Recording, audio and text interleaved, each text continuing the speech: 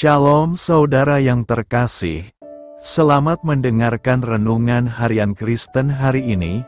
Mari dukung pelayanan ini dengan cara klik gabung dan menjadi pelanggan dari channel ini. Semoga kebaikan dari saudara yang terkasih semua dapat menjadi berkat bagi banyak orang. Shalom, selamat malam.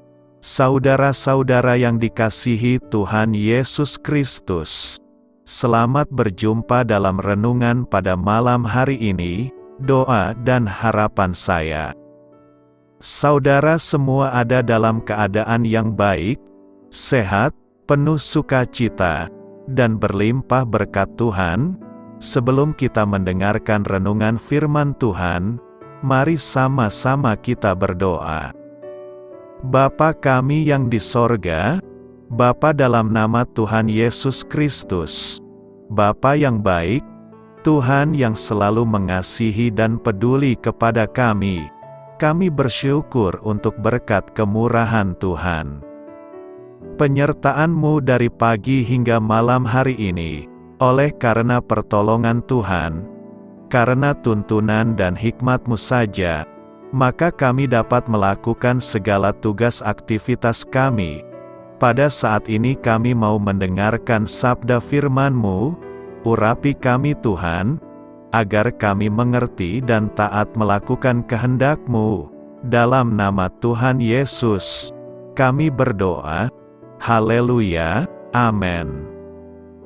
Sahabat suara kasih, ayat pembacaan Alkitab kita hari ini terambil dari Yesaya 30 ayat yang ke-18 sampai 21. Yesaya 30 ayat 18 sampai 21. Sebab itu Tuhan menanti-nantikan, saatnya hendak menunjukkan kasih-Nya kepada kamu. Sebab itu Ia bangkit hendak menyayangi kamu. Sebab Tuhan adalah Allah yang adil. Berbahagialah semua orang yang menanti-nantikan Dia. Sungguh, hai bangsa di Sion yang diam di Yerusalem, engkau tidak akan terus menangis. Tentulah Tuhan akan mengasihani engkau, apabila engkau berseru-seru. Pada saat Ia mendengar teriakmu, Ia akan menjawab. Dan walaupun Tuhan memberi kamu roti dan air serba sedikit, namun pengajarmu tidak akan menyembunyikan diri lagi, tetapi matamu akan terus melihat Dia. Dan telingamu akan mendengar perkataan ini dari belakangmu, inilah jalan, berjalanlah mengikutinya, entah kamu menganan atau mengiri. Judul renungan kita hari ini adalah, Tuhan siap menopang kita. Sahabat suara kasih, dalam menempuh perjalanan hidup ini, kita sering kali dihadapkan pada ujian, tantangan, dan rintangan, dan tidak bisa dipungkiri hal itu membuat kita lemah, patah semangat, serta frustrasi. Saat berada di situasi sulit seperti itu, terkadang kita baru menyadari bahwa kehadiran Tuhan dan pimpinan-Nya sangat kita butuhkan. Melalui firman-Nya Tuhan menuntun dan memimpin langkah kita. Karena firman-Mu itu pelita bagi kakiku dan terang bagi jalanku. Mazmur 119 ayat 105.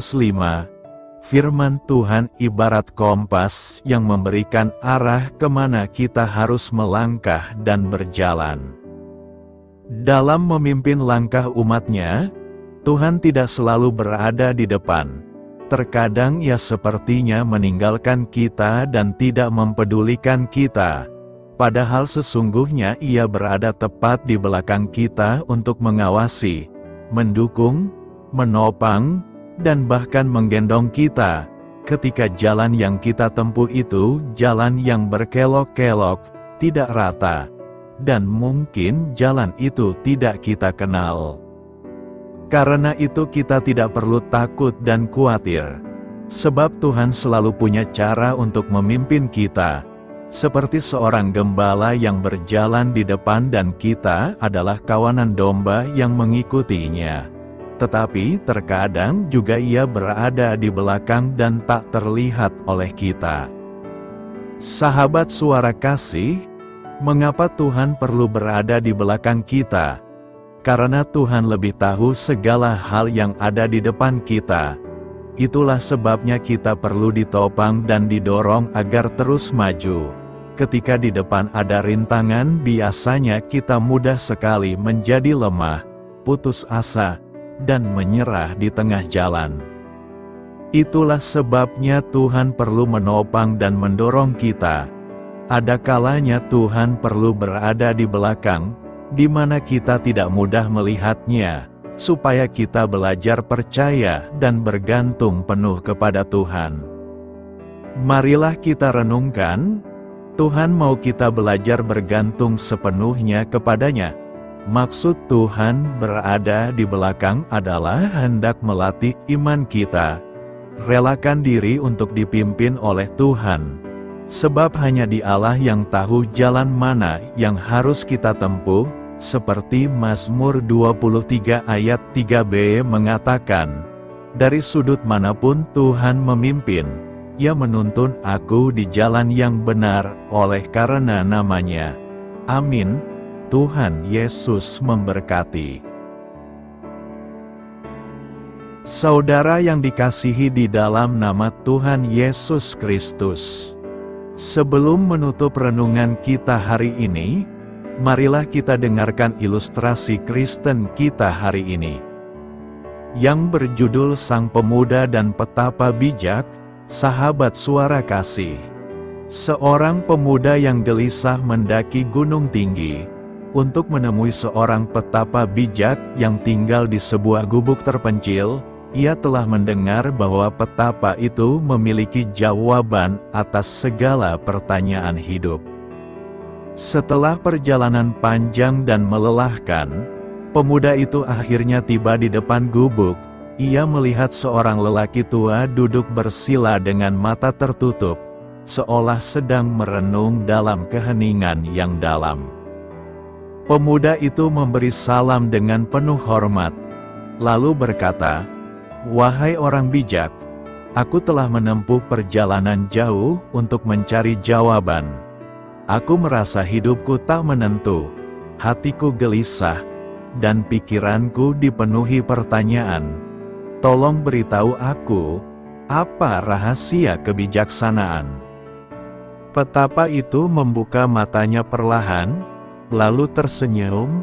Ia mengambil sebuah cangkir kosong di dekatnya dan menuangkan teh panas ke dalamnya. Pemuda itu memperhatikan dengan saksama, namun petapa itu terus menuang teh hingga cangkir itu penuh dan bahkan meluap, membuat teh mengalir ke tanah. Pemuda itu terkejut dan berkata, "Tunggu, cangkir itu sudah penuh, tidak ada lagi ruang untuk teh baru." Petapa itu menatap pemuda itu dan berkata dengan lembut, "Seperti cangkir ini, pikiranmu juga penuh dengan kegelisahan, prasangka, dan keraguan. Bagaimana mungkin aku menuangkan kebijaksanaan, jika engkau tidak menyediakan ruang untuknya?" Pemuda itu terdiam. Ia menyadari bahwa sebelum mencari jawaban, ia harus lebih dulu mengosongkan pikirannya dan membuka hatinya. Sejak hari itu, ia tidak hanya mencari kebijaksanaan, tetapi juga belajar untuk menerima dengan kerendahan hati.